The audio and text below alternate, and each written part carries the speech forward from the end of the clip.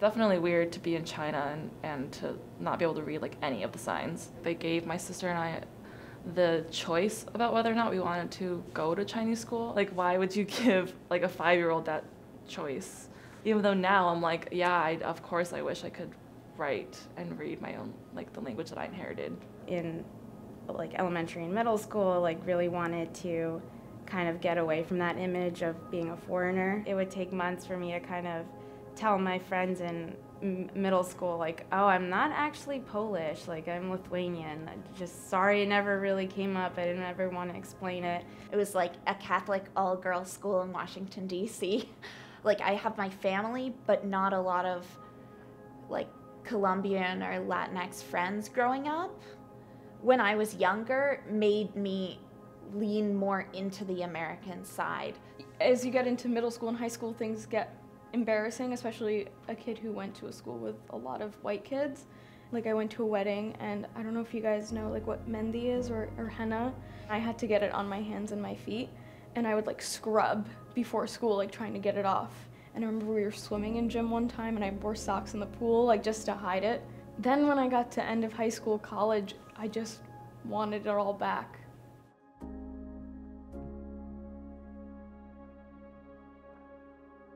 In the beginning, I had to filter because then I realized they don't get it.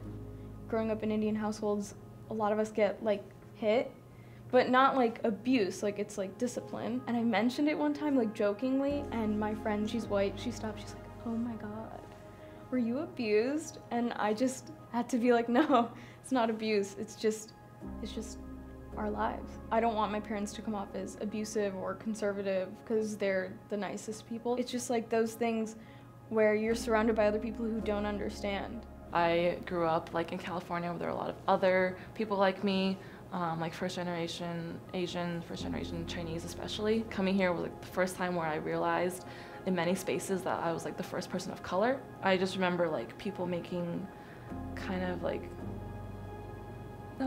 making like racist jokes towards me. And then I would like call it out and be like, that's kind of racist. And they would tell me like, no, it's not. And then I would like spend days just like questioning that and being like, is it racist to say this? Like, is it not?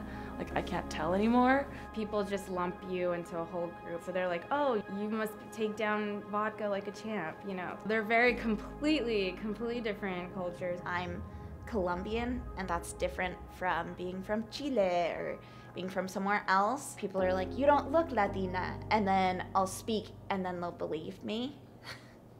My mom, she basically grew up on a farm, and so I do get a lot of, you know, being hardworking now and kind of appreciating what I do have. They moved to America to have a better life, but I think there's also a little bit of her that kind of regrets having gone so much in one direction and not kind of reining it in a little bit, because in the process, I pretty much lost all my Lithuanian. So now it's just like kind of on my shoulders to really make up for that lost time all those years. Coming to college, I saw the Latinx Student Center, and I was like, I want to get involved. So I purposely started making that a part of my life because it didn't make me like pushed out anymore. I almost feel like you understand the power behind being different as you get older. On campus, I joined UTSAV, which is the South Asian group. Just like being around other Indian kids and hearing music, and like dancing is such a big thing in our culture, and it's such like a celebration of being Indian. Definitely the kind of friends that I have in college really help solidify my own image. Now it's something that I'm really proud to tell people, and you know, I always tell myself like I want my kids to speak Lithuanian, like I want them to be involved, but it's a matter of me getting to that point where I can actually teach them and not have like my mom teach them everything when she's a grandmother. There's really nothing stopping me. There's really no barrier there. It's just easier to live life how I've already been living it than try to change it now. Sometimes I'll like even forget that I'm like Chinese, if that makes sense. Like I'll look in the mirror and be like, oh right, that's how I look. And that's why I feel like I have to work 2 times as hard as everyone else. I don't know. I'm still trying to figure out exactly what it means to be Chinese American, to be honest. I think my definition like changes like every day.